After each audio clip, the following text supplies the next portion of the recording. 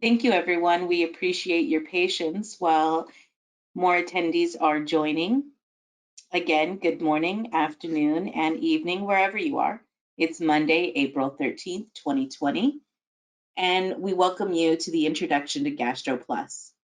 For optimal video and audio connection, we highly recommend you close any additional web or streaming applications that may affect your internet bandwidth. This call is being recorded, and today's course structure will be approximately 50 minutes of lecture, followed by 20 minutes of live examples. We'll be ending with a Q&A session, so have your pencils and paper ready. It's going to be an educational 90 minutes. But before we get started, we do want to ask a quick question. How would you classify your experience with GastroPlus? Are you a beginner, an intermediate, advanced? You've got about 30 seconds to submit your answer, so please do so now.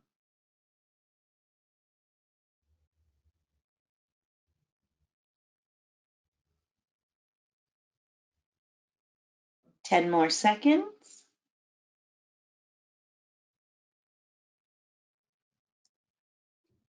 Great, thank you.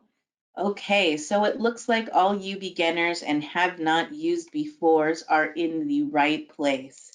So it is my pleasure to introduce you to today's moderator, Dan O'Connor, Director of Business Development for Simulation Sciences. Dan, take it away. Thank you very much, Arlene. First, can you see my screen, Arlene? We can. You can go ahead and set to presenter mode. Okay.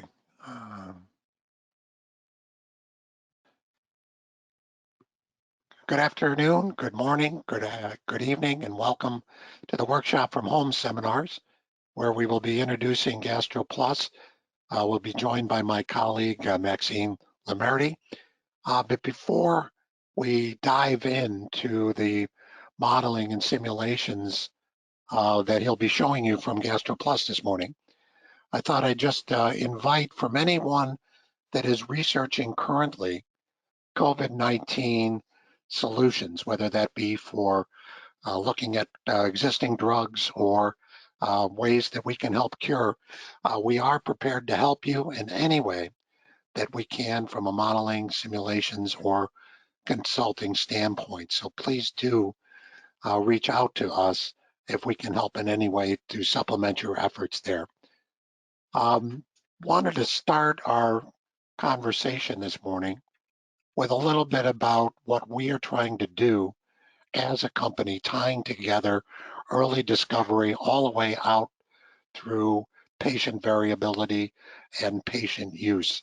It's using tools and technology to marry all the way from ADMET through local exposure, looking at our tool GastroPlus, where we're going to look at the PBPK models that can be created, and then actually connecting those out onto QST, looking at the systematic exposure, distribution, and patient variability. So this is the concept of what we're trying to help our clients and the world in drug discovery and development better understand, that with a model-informed development approach, one can from very early discovery understand conceptually and in silico a lot of what previously had been done in the lab or in trials. So this is conceptually what we're trying to uncover and discover with you. Before I turn it over to Max, just wanted to talk a little bit about GastroPlus in a generalistic way. The name itself suggests that it's primarily gastro, but over the years we've introduced a variety of models that indicate various routes of administration for drugs in the body. That's everything from dermal, patches, topicals, creams, oral, ocular, pulmonary, and injections. And we're also working right now on interarticular. So GastroPlus is much more mechanistically than just the gastrointestinal models that you may be thinking of given its namesake. Finally, I'd just like to take a moment to give you a little bit of an introduction for Dr. Maxime Merdy, who joined Simulations Plus almost 2 years ago. He's dialing in from his office in Basel, Switzerland. Max studied at the University of Paris, Descartes, receiving a master's degree in pharmacometrics in 2014, followed by his PharmD in 2015. And as a postdoc, he spent almost 2 years at the FDA in the Division of Quantitative Method Modeling within the Office of Generic Drugs. There, he developed and applied PBPK modeling for locally acting products. Today, Dr. Merdy will be presenting an introduction to GastroPlus and PBPK modeling. It's without further ado, Max, it's up to you. Thank you very much, Dan. So let me just share my screen and let me know when you can see it, please. We can see it. Okay, great. And just to double check, am I in presenter mode? Yes, thank you. Okay, great. So it's my turn to thank you very much for joining and to say hello, good morning, afternoon, and evening to everyone. So today I will introduce you GastroPlus, which is our PBPK software. Just before we jump into that specific software, the company Simulations Plus is developing many software that can be applied all the way from discovery to clinical development. And more information can be found on our website on each individual software. But in today's talk, we really talk about GastroPlus, and this software can really help you on your drug development from discovery to clinical and even after in the post-marketing. A few big examples of what it can do. If we talk about discovery PK, if you combine in silico technologies and some QSAR models with PBPK models, you can screen compound libraries in animals and humans and identify which compound has the most potential. If you incorporate using these models preclinical data as well as some in vitro measurement for, let's say, enzyme, you can extend your prediction of first in human by using PBPK modeling. And finally, you can also identify toxic doses in preclinical species. Next, when we're reaching the pharmaceutical development of your product, with the PBPK model help, it will really inform your quality by design implementation. Using these tools, you can develop mechanistic in vitro and in vivo correlations, and you can also understand food effect for the drugs that are taken orally. And finally, when we're talking about clinical stage development, these PBPK models are very helpful to simulate population behavior, such as pediatric, disease, pregnancy population, and so on. You can also link this PBPK model with some pharmacodynamic data to understand either the effect you want to have with your drug or an adverse effect. And finally, you can predict drug-drug interaction for this compound and ask for biowaiver to regulatory authorities. Now, let's have a look at the big pictures. What happens in vivo when the drug is administered orally? The drug, when it's administered orally, will be present in the gut lumen, where it has to be dissolved in order to be absorbed. The dissolution will be dependent on the physicochemical properties of the drug, such as pK, solubility versus pH, and so on. To be absorbed, multiple mechanisms are necessary to understand for this particular compound. What is its transcellular permeability? What is the paracellular permeability? And these are dependent of the drug characteristic. But also other factors are important, such as transport and gut metabolism. All of these factors that are influencing the overall absorption are described in GastroPlus software.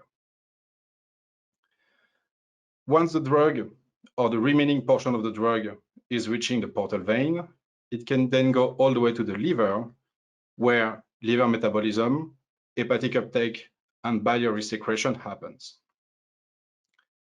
And finally, what you will observe in your PK studies, so the concentration time profile, the plasma concentration time profile, that is in the systemic circulation, represent the fraction bioavailable.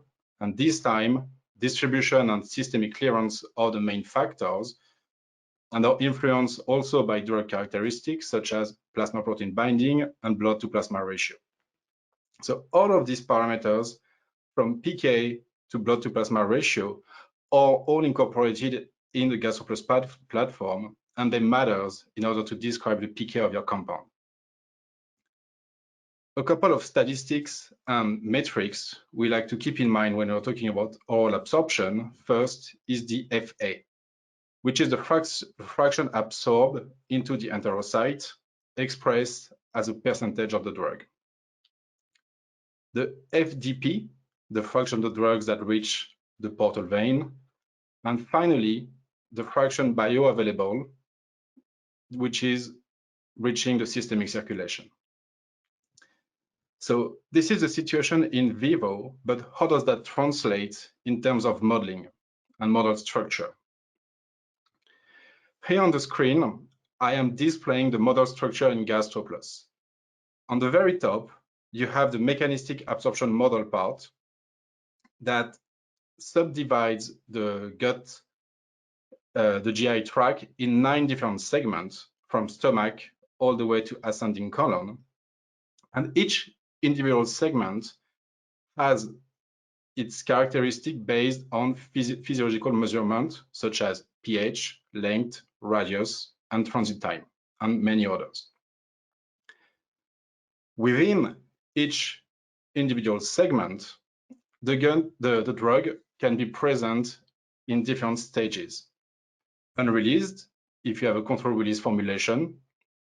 Undissolved, if your drug precipitates in the gut lumen, or dissolved. And only the fraction dissolved can be absorbed into the enterocyte. Once you're in this enterocyte layer, you can have some metabolism or transporters, and then the drug can reach the portal vein, where it arrives to the liver. Once the drug went through the liver, then you have to describe the distribution of your compound. And that distribution can be either estimated using a compartmental model, whether it's a 1, 2, or 3 compartment models that represent a non-physical space, but that helps to capture the shape of your profile. Or, to be more mechanistic, you can use a physiologically based pharmacokinetics models that, since the beginning of this talk, I'm referring as PBPK, that will describe your whole distribution in each individual tissues. So, what is defined in a PBPK model? In a PBPK, each compartment represents a tissue. It has a specific volume, a specific blood perfusion rate, the enzyme and transporter expression level for that specific tissues are also encoded in GastroPlus. And finally, the volume fraction of lipids and proteins are also in there, as they influence the distribution. One of the main advantages of PBPK is that the distribution between the plasma and each individual tissues can be predicted using the drug properties. The log-D, the PK, the plasma protein binding, and the blood to plasma ratio are the critical factor influencing this tissue to plasma partition coefficient. The other benefits of PBPK is that all the physiological measurements for each individual tissues have already been done and are coming from literature sources. But as Dan mentioned, GastroPlus, although the name is gastro, goes far beyond that and far beyond the oral absorption.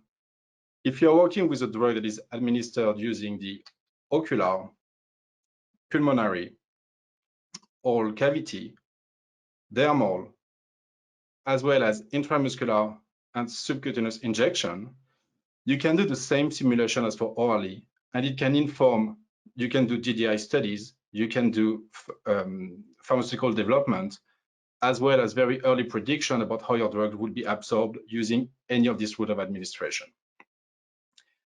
So PBPK model within GastroPlus can really help you for a very broad spectrum of projects. Now, if we look at the big pictures, I'm talking parameters since the beginning, but the question is, what can you do with the parameter you have at that particular stage? If you have the physical properties of your drug, such as PEP, PK, log P, and whether these parameters are coming from in vitro experiments or they have been estimated using chemical-based model and QSAR models, all based on the 2D structure of your molecule. And if you already know the kind of formulation you want to work with, the dose, the dosage form, and the particle size, with GastroPlus, you can start predicting the dissolution and absorption of your compound. If you complete this information with data that will help you to capture the distribution and elimination of your drug, the systemic elimination, and whether this information are coming from PK data, IV and oral, in vitro metabolism data, or once again, some of these parameters can also be estimated based on the structure of your compound, then you can start predicting the plasma and tissues concentration time profiles. If you add to this package some in vitro constant for enzyme and transporter, such as Vmax, Km, or Ki's and EC50, and using the GastroPlus algorithm to scale these in vitro parameters to in vivo processes, now you can incorporate nonlinear kinetics and start doing simulations for drug-drug interaction within GastroPlus. And finally, if you have some therapeutic or adverse effect data, you can link this particular effect data to a specific concentration in a specific tissue and create a PBPK pharmacodynamic or PD model. Now, let's have a look at the GastroPlus interface. And you should see it on my screen. When you open GastroPlus, by default, the demo database is open. That demo database contains 9 records, and you can access each individual records over there. Just click on this arrow. In this case, one record would contain the information for one compound, and we will remain on the propanolol for this demo. GastroPlus is divided in 5 tabs: compound, gut physiology, pharmacokinetics, simulation, and graph. On the compound tab, you will find all of the information that, as the name is saying, that are related to your compound, such as the molecular formula of your drug, molecular weight, log D or log P. You will also enter on this tab the information relative to PK, as well as in vitro measurement for enzyme and transporters. And that's on the left part of the interface. In the middle, you will find information for your dosage form.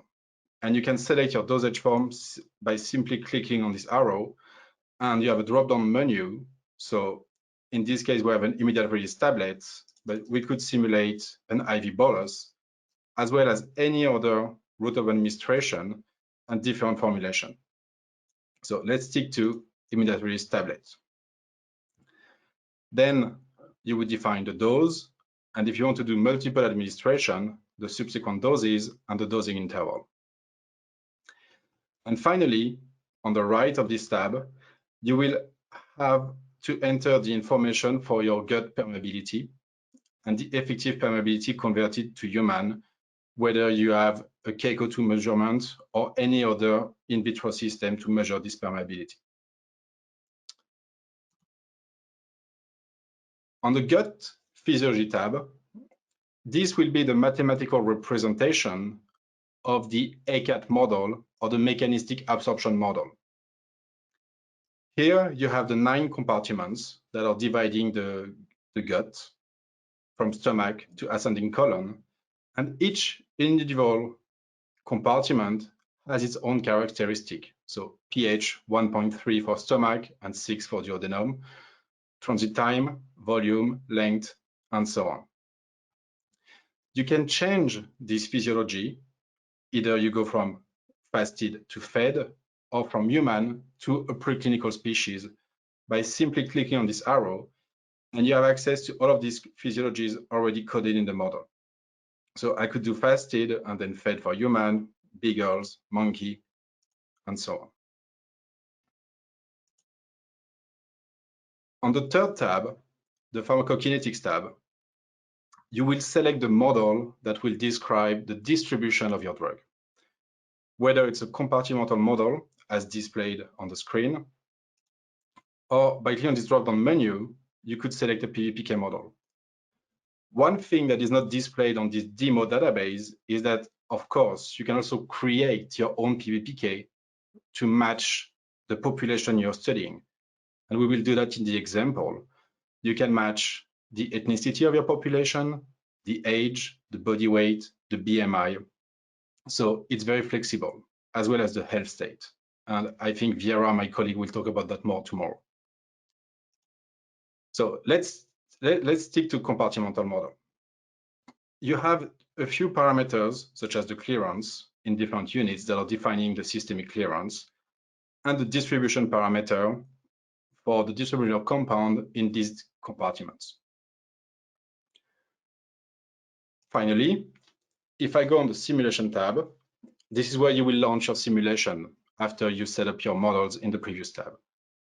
So you can do a single simulation where you will simulate your average patient and compare it to observed results if you have them, or just making a simulation in case you don't have clinical data or preclinical data just yet.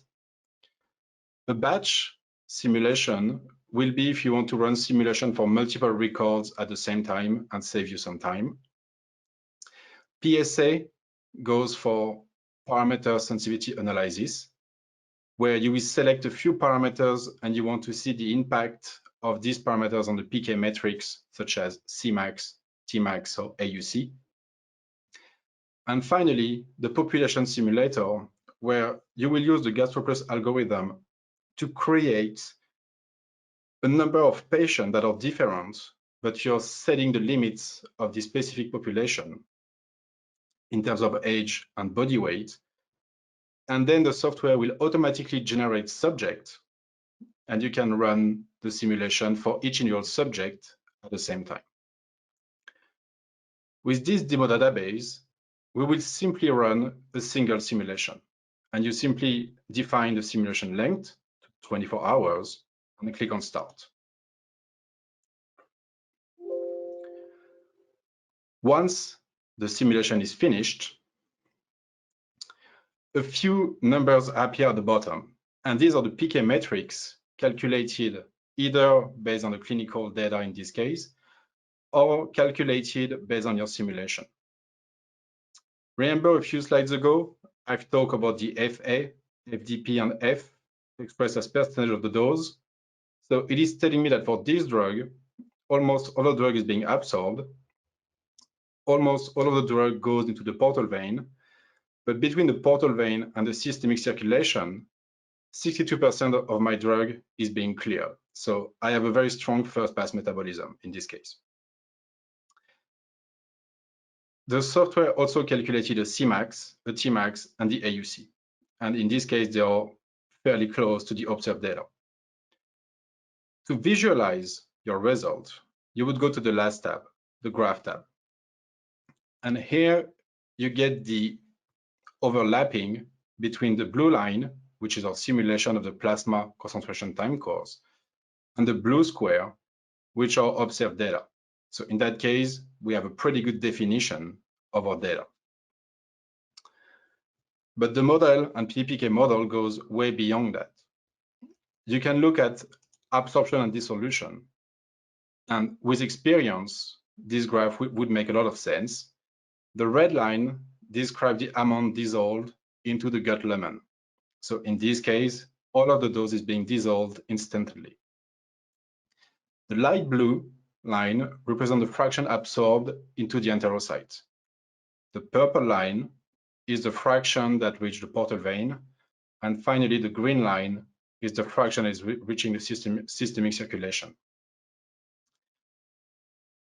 Because we have this mechanistic absorption model divided in different segments, the software also tells you where your drug is being absorbed.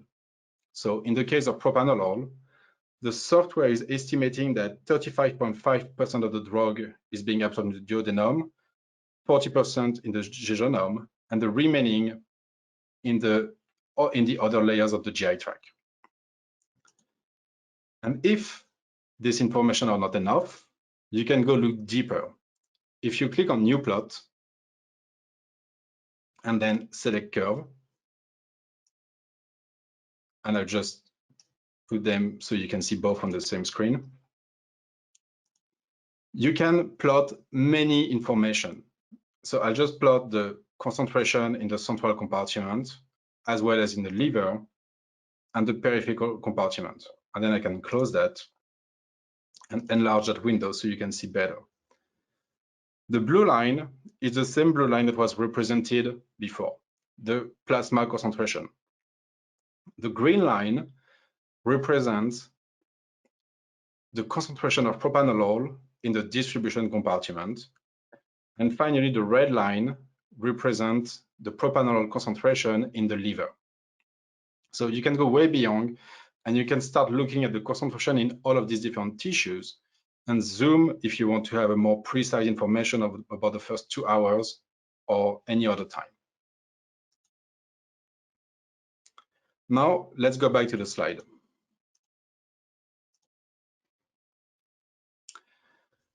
I want to tell you a little bit more about how data are organized in GastroPlus and what is the practical way of using this software.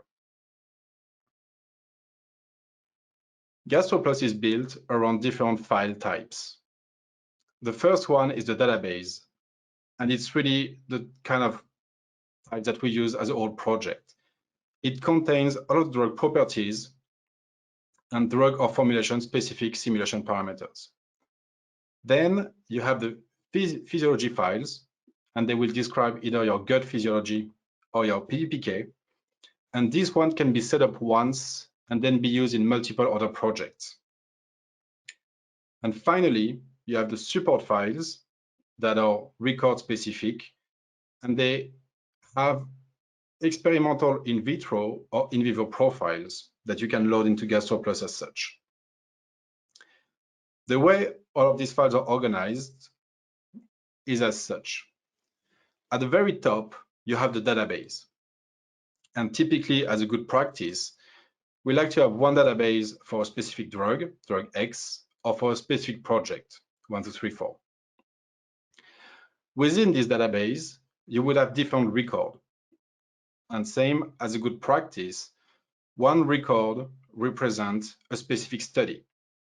The record number 1 here is for drug X administered to the rat at 2.5 milligrams as an immediate release solution. The record 2 is for human, also drug X at 5 milligrams immediate release capsule, and so on. And you can have as many records as you would like. Now, because each record is specific, you can load specific information to each individual of them. So you can have in vitro measurement for this specific formulation. You can have in vivo data for this specific study, as well as the physiology files that will be specific to a certain species. So in that case, would be for the rat. And that goes for all of the different records. And then the database, once you have selected in a record, will remember them, and you can go back and you don't need to make this adjustment again and again.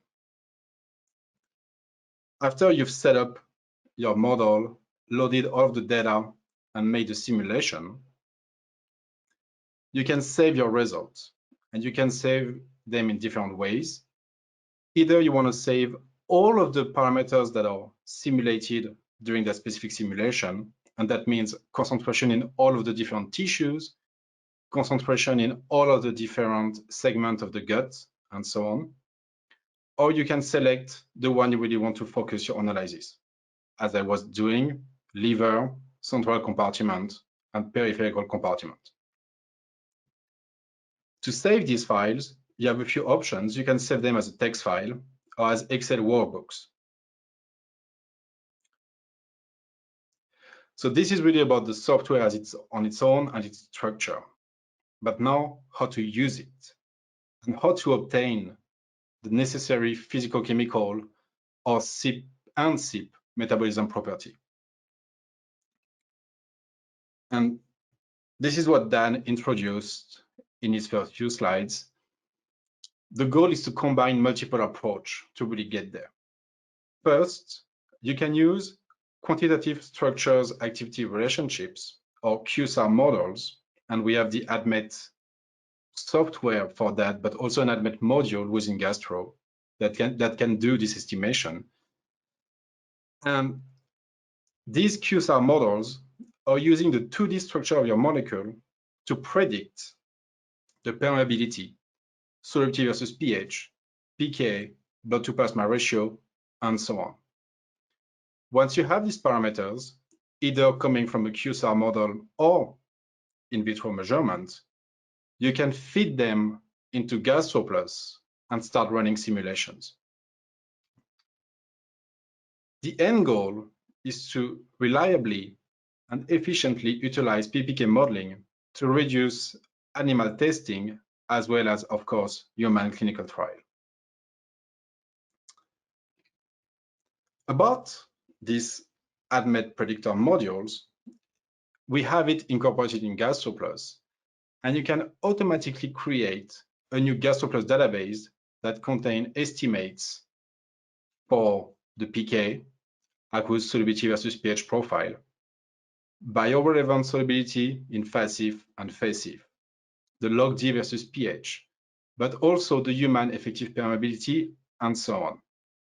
Also, these modules can predict you the cytochrome's metabolism kinetics, whether it's the intrinsic clearance from an hepatic liver microsome, as well as the Vmax and Km for a few enzymes and few cytochromes, the 1A2 to C9 to C19 to D6 and the 3A4.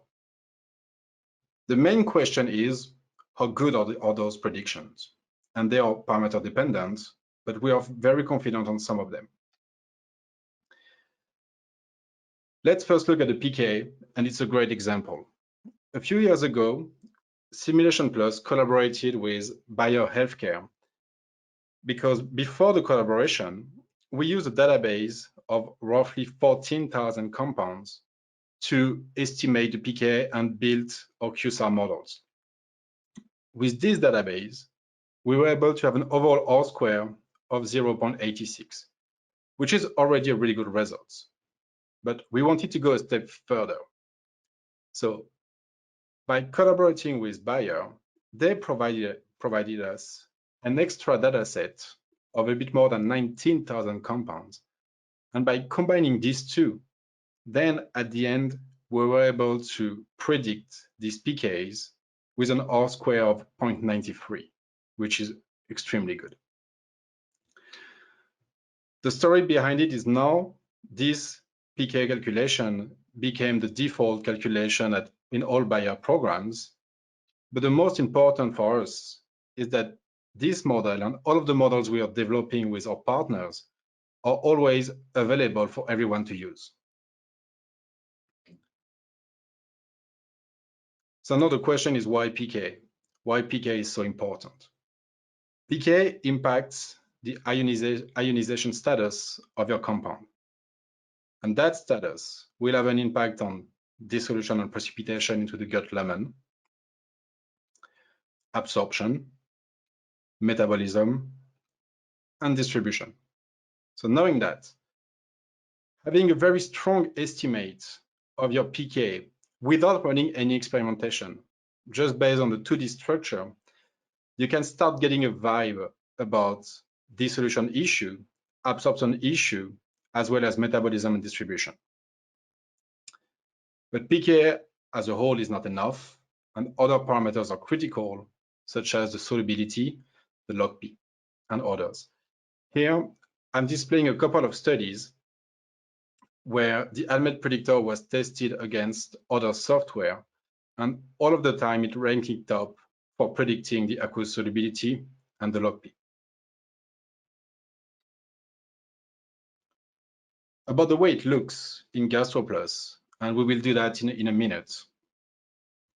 On the left, you will have all of the physical chemical properties of your compounds that will be estimated. Then you will define the initial formulation and the condition you want to use for your compound. Finally, you will choose the PK models you want to use, either compartmental or PBPK. And also, this is one of the stages where you will be able to create a new PBPK based on your data that you want to simulate. You will also get an estimation of the FUP and blood to plasma ratio. And finally, on the bottom right, will be where you will define how the clearance will be estimated for your compound. Do you want to include renal filtration? Do you want to use Vmax and Km for the CYP enzyme or the intrinsic clearance, but not both? Otherwise, you would estimate 2 clearance instead of 1, etc. But now, the most important part of this presentation, the case study. We will talk about a drug called Risperidone. Our aim is to predict the human PK following oral administration at a dose of 2 milligrams in a Japanese population by using PBPK modeling. We have a limited data set. What we will do, and we will generate this first data, by using the ADMET modules, we will predict the phys-chem properties of Risperidone as well as its clearance. We also have some, but limited, in vitro measurement of the phys-chem property, such as the log P, the pKs, the solubility, FUP and RBP, but we are lacking, for example, the gut permeability. What we know is the drug is metabolized by the 3F4 and the 2D6. However, we don't have all of the parameters regarding this metabolization. The only thing we know is coming from a paper published in 1999, where we could extract the Vmax parameter for these 2 enzymes, but there were no Km to extract. So what we will use is the in silico Km predicted for both enzymes from ADMET 9.5. In terms of strategy and what we will do in a minute, first, we will simply load the structure into GastroPlus, use the ADMET predictor to obtain all of the in silico prediction, run the simulation for 2 milligrams in the Japanese population, and compare our simulation with the observed data. Finally, we will complete that set of information with the in vitro enzymatic parameters, and we will replace the clearance estimated here in silico with some in vitro measurement. Once again, we will predict our results with the observed data. And finally, because we have some in vitro measurement of the phys-chem properties for Risperidone, we will also include them and see how they impact the VD and the overall estimation of the data. These 3 steps will be done assuming we would be in the development stage before arriving to the clinical stage or phase. So we will simply compare our simulation to the data, but we will not use the data to optimize the model. And then we will discuss our results, see what else can be done, and go to the next steps. So let's go back to GastroPlus. And if I go back on the compound tab. Because it's a new project, the first thing we want to do is to create a new database. So you go to File, New Drug Database, and you will save it wherever you want to save it. Oops. So I will give it the name of the API I'm working with, and also a date, which is more as a good practice.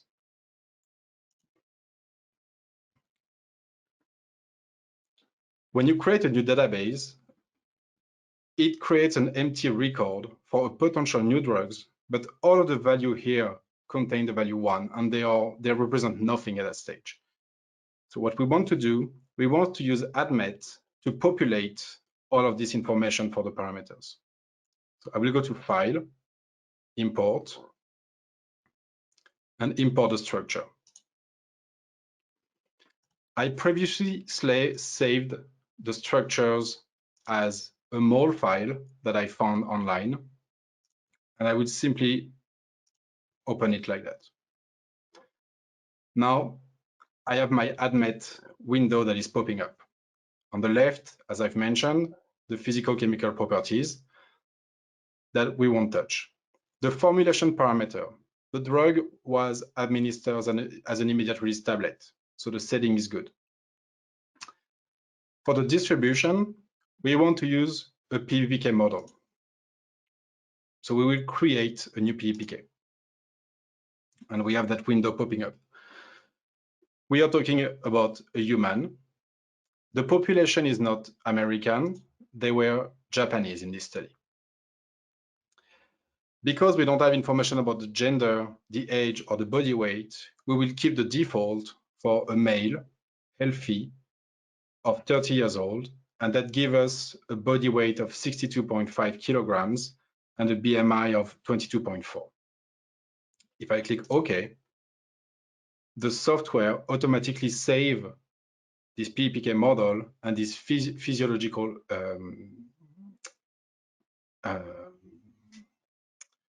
program into the correct directory. For the clearance, we will just use the default parameter and click on OK.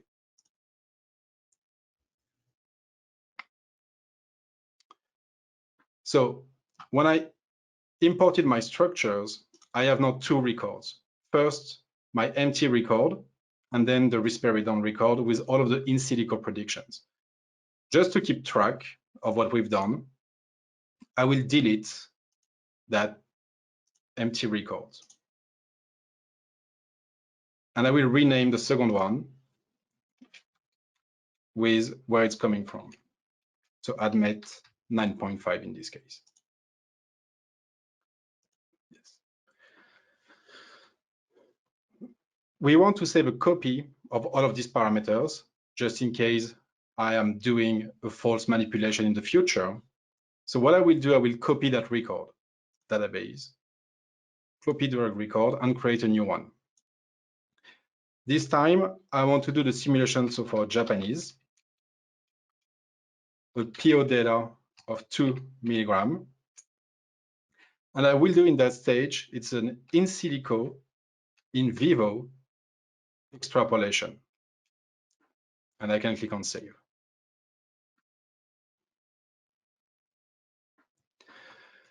The dose is 2 milligram.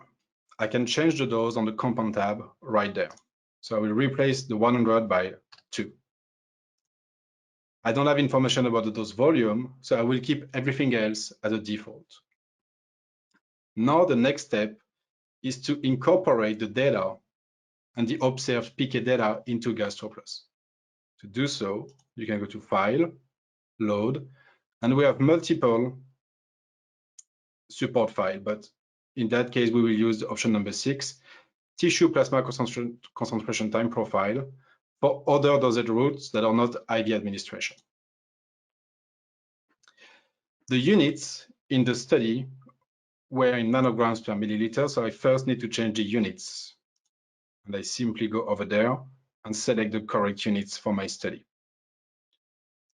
And then to load my study, and you can see it on the screen, but I have an Excel spreadsheet open on a different screen, I can simply copy and paste the data. If you click on read row, you will see your data plotted on the right. I can click on OK, and it will save the data automatically in the directory of my database. And you can make directly a check that the data have been loaded correctly because the support file appeared right there. So we have all of our default for compound physical properties on the compound tab. For the gut absorption, we will keep everything as a human fasted as it was described in the study. For pharmacokinetics, now the interface has changed versus the demo because we're not using compartmental but a full PBPK. And you can see here the different tissues and the coefficient of partition calculated for each level tissues. You can also see the intrinsic clearance estimated using ADMET predictor for Risperidone, and that is translated to the in vivo clearance for the liver. For the kidney, the equations FUP times GFR resulted in an additional clearance of 0.8 versus 25 for the liver. I'm not touching anything else, and I'm simply launching the simulation.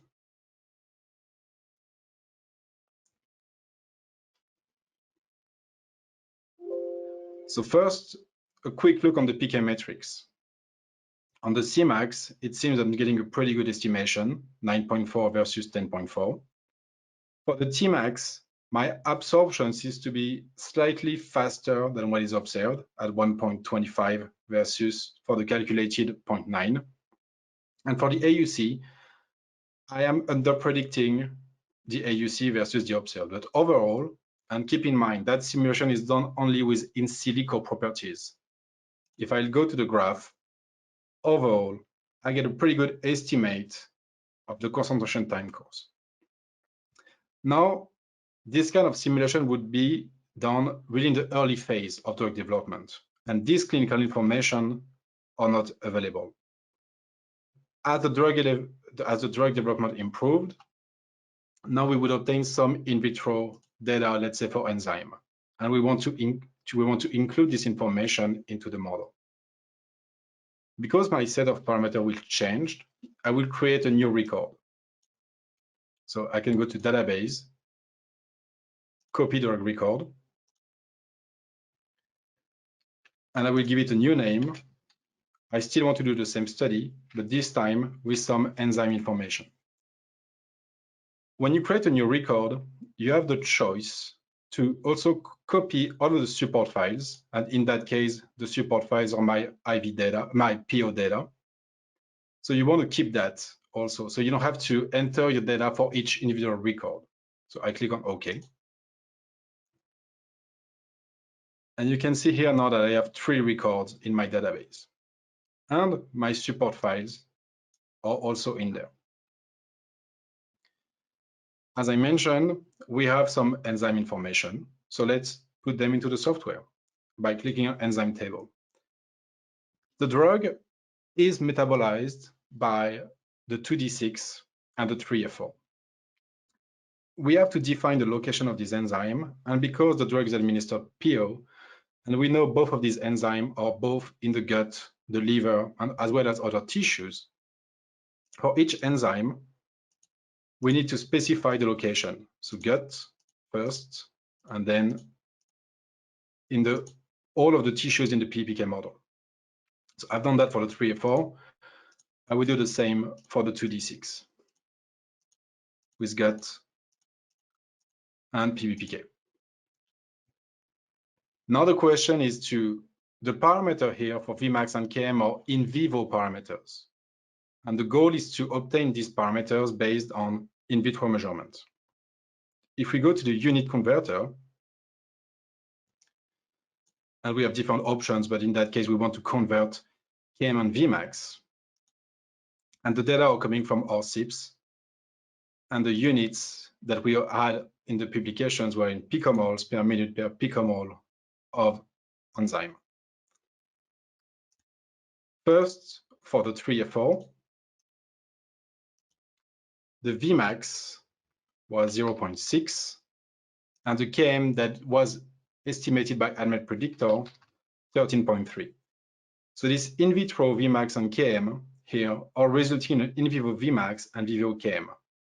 And I can click on this button here to transfer this value into the table over there. So now if we do the same exercise for the 2D6, the in vitro Vmax is 7.5 and the Km 2.69. And I'm also going to transfer this value, and now both here are populated. I can click on save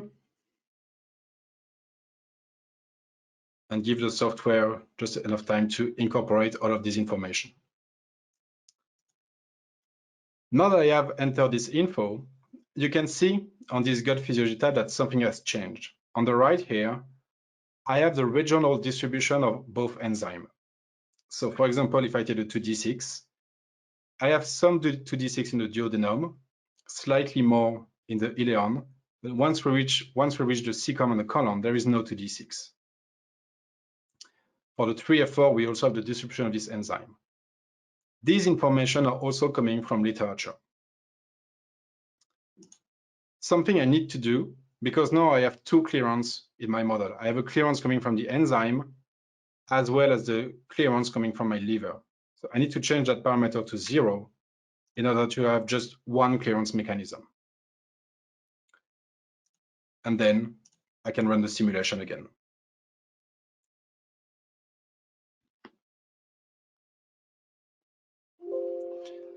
So because we had some enzyme, the simulation takes slightly longer, but it's still a very reasonable time. Now the Cmax is perfectly estimated. The Tmax hasn't changed, and the AUC is also increased compared to our previous simulation of 42 for the AUC 0 to T. If we look at the graph, we have overall a pretty good description of the shape. However, if I put in semilog, you can see that my terminal phase is crossing my observed data. And once again, this is assuming the data are not available, but this is typically a sign of VD that is misestimated. As I mentioned, the VD and the parameters to estimate the VD are dependent on the log D, the PKs, the blood to plasma ratio, and the FUP. And it just happens that for these parameters, we have some in vitro measurements. So we will do a new record. So same database, copy drug record. But this time it's not going to be an in silico in vivo extrapolation. It will be an in vitro in vivo extrapolation. And I click on OK. And once again, I want to copy my support files to bring the observed data with me.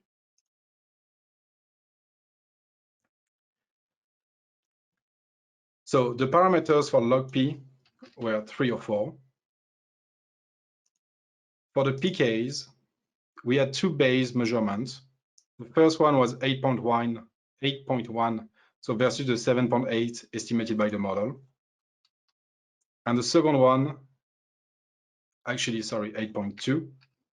And the second one is 3.1.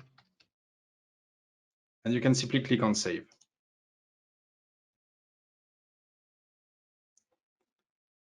Now, to change the RBP and the FUP, I'll go on the pharmacokinetic tab. The RBP was 0.68 and the FUP 12. Because I've changed these parameters and because they're involved in the volume of distribution calculation, I need to click on this button here to recalculate these values. And you can see now with the new value, my VD went from 220 liters to 83 liters.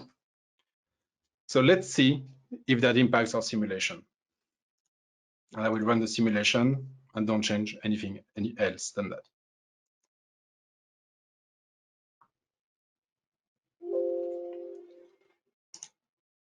So now if we compare to our data, the Cmax is slightly overestimated, but overall the shape is pretty well described.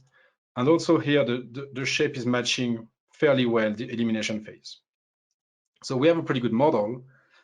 And this is the stage where, and of course, you will have other data from preclinical species that could really help to have a stronger model. But you could support a first-in-human dose choice. So if I go back to the slide, here, we are at that stage. And we run these 3 simulations. We obtained some parameters for these 3 simulations, and this one seems to be the strongest, where we have some in silico prediction for some parameters that we didn't have, such as the gut permeability. But we have some individual measurement for properties that are used in the calculation of the volume of distribution and the clearance. Overall, you see that as we are adding information to the model, we are improving slightly our prediction. But it's important to remember that these 3 phases would be done before any clinical trial is done. Now, let's assume you have the clinical trial, and we are in that stage here, and you're overlapping the data with our simulation. So now you're talking with your scientist, and you have to have some hypotheses about what could explain this data. There are a couple of ways that could explain it, but they have to be mechanistically based. The option we will try in the next slides is the lysosomal trapping. Before we jump into the lysosomal trapping, I just want to give you a quick background so everybody is on the same page. The mechanism of lysosomal trapping, is when a lipophilic basic compound can freely diffuse across the cell membrane in the unionized form. So here the base can go from plasma to cytosol to lysosome. Once it reaches the lysosome, the local condition of pH of between 4 and 5 will drastically change the Anderson-Hasselbalch equilibrium towards the protonized form of the base. And you have much more of this form than the unionized base. This form cannot go back into the cytosol. The permeability through the lipid bilayer is very poor. So your drugs is going from the plasma to the cytosol and then the lysosome. And in the lysosome, the local condition are changing this unionized base into a protonized form, and that stays there. So that's what we call about lysosomal trapping. The way this is done in GastroPlus,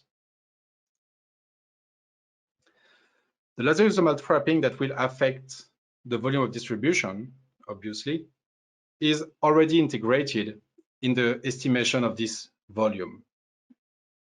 However, we know that lysosomal trapping can also affect the absorption with some trapping in the gut.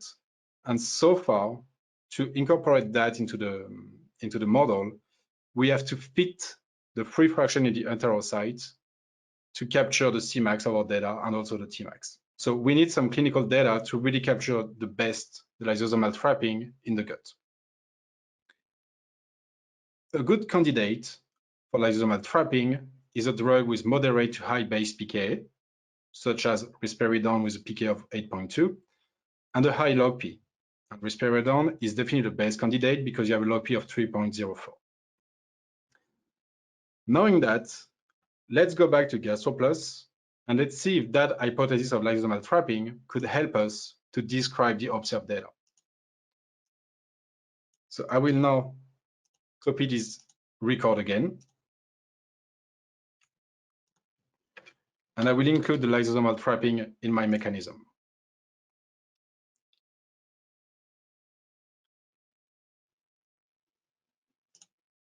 The first thing I need to do is to recalculate my volume of distribution. And I need to change my method to include the lysosomal trapping into the calculation. So that's simply what I'm doing here. And because I've changed my method, I need to click on that button to recalculate my KPs. If we include the lysosomal trapping, my VD went from 82 to 102 liters. So let's see if that's enough or not to capture our data.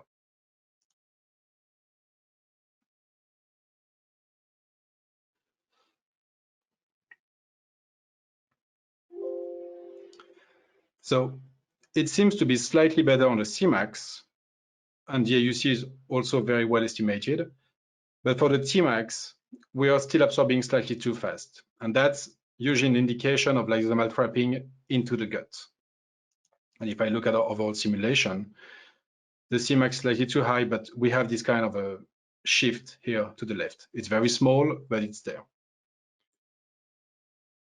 I've been running this example multiple times, so I know the value, and we don't have time to go through all the fitting process.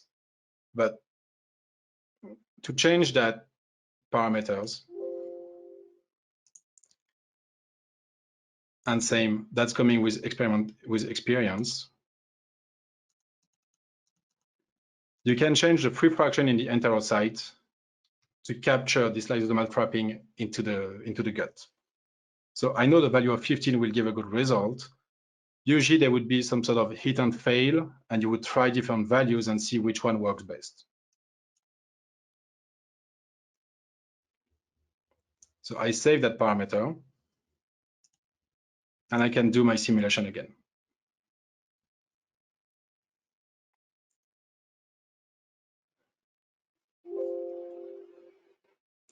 Once I've done that simulation, so my Cmax decreased from 12.5 to 10.5, so really close to the observed value, and my Tmax was extended from 0.9 to 1.12, and the AUC has not changed.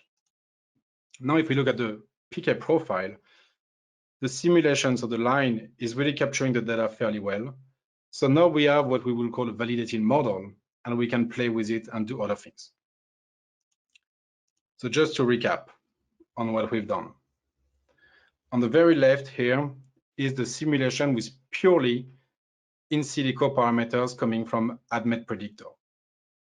In the middle here, all of my physical properties are coming from in silico measurements, except for, and then my metabolism is captured with a mix of in silico and in vitro experimentation.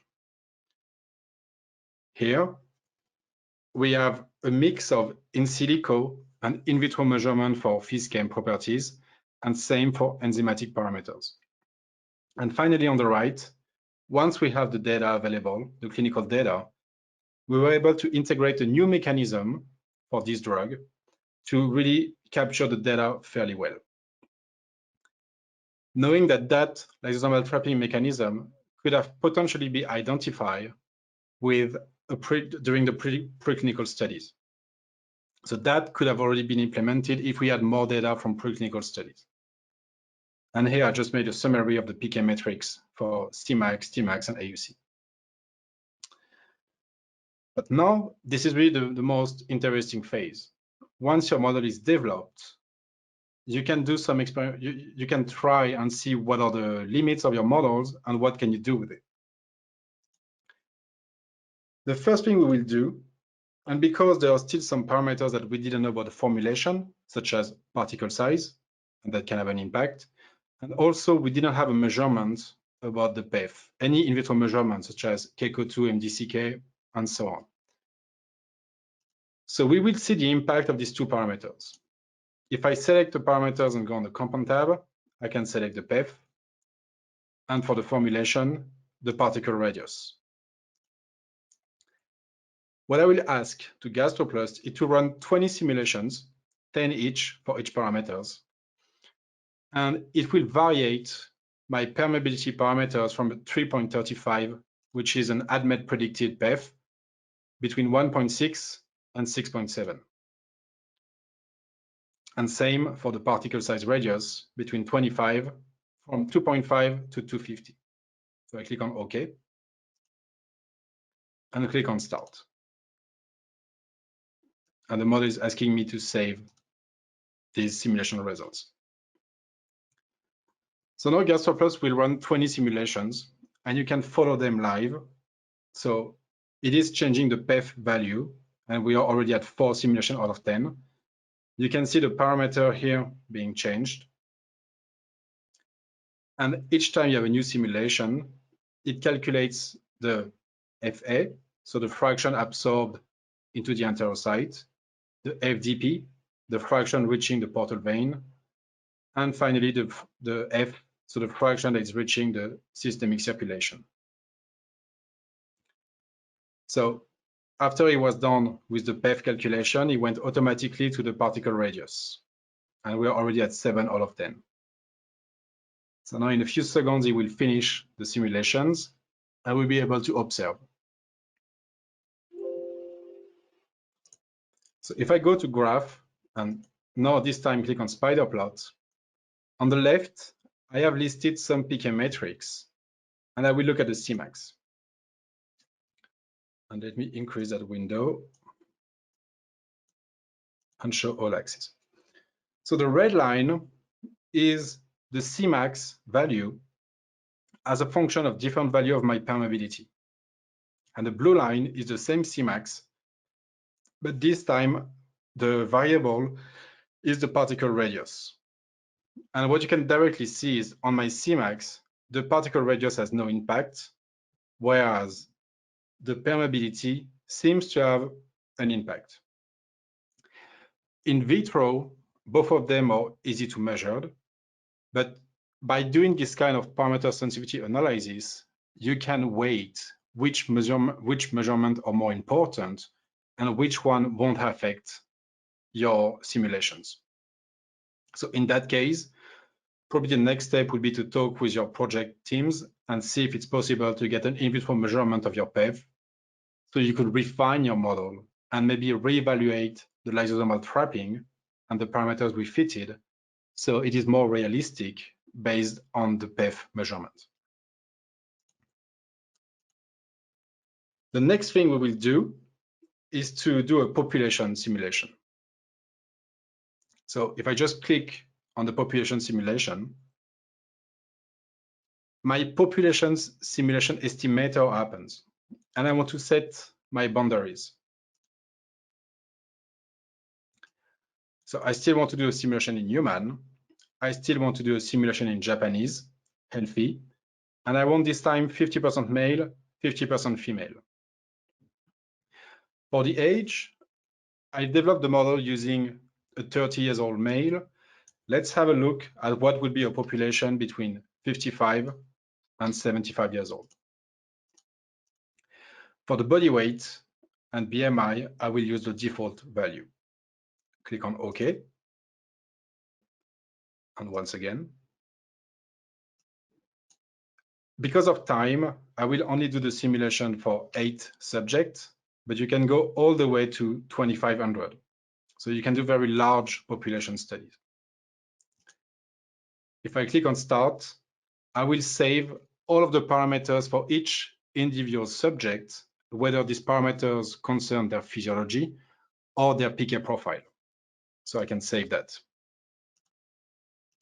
and then run the simulations. So now the software will run 8 simulations with 8 different physiologies created using an algorithm. And you can see the parameters created on the right. And then for each individual simulation, you will see the PK metrics. So the FA, FDP, and F, as well as the Cmax, Tmax, and AUCs. So we have already done 4 simulations out of 8. So let's give the program a few more seconds to see our results.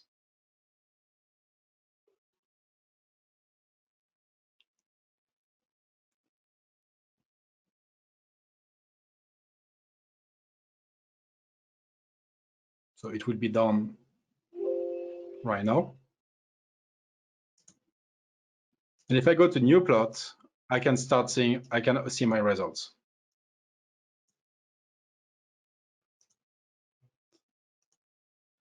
What I can display, and the way I like to look at this result, is to also display the 90% probability interval. And this plot would be more typically what you see in a population study analysis. You have your mean profile, which is the black line, and then the 5th and 95th percentile of your prediction. And what's interesting is our model was able to predict really well the mean of a population that was 30 years old and male, but in a mixed population of male and female and older between 55 and 75 years old, it seems the Cmax and the AUC or decreased versus the observed data. So doing this kind of analysis, you get two things. You can understand how the PK metrics will change for specific population, whether they are healthy or they are sick. But also you can get a vibe or the variability of this parameter in your population by looking at the 5th and 95th percentile. So I will close that window and go back to the slide. So here is a result of a parameter sensitivity analysis that was running with the same model, also including the dose. So you can really see the impact of these parameters on the Cmax, AUC, or Tmax. And just to reiterate, to run this kind of simulation, it's really important so you can understand which experiments are needed next and which are not needed. So you can start saving some money because you will identify some are completely useless because they won't impact either the dissolution or absorption and so on. And finally, when we look at the population study, that was a different population study made, but you can see what would be the profile for a specific population, either healthy or that has some sort of disease. And you're going to get a vibe of the distribution of these parameters of Cmax, AUC, and Tmax in your population. With that, I would like to thank you very much. And for more information, please visit our website, simulationplus.com, or you can email info@simulationplus.com.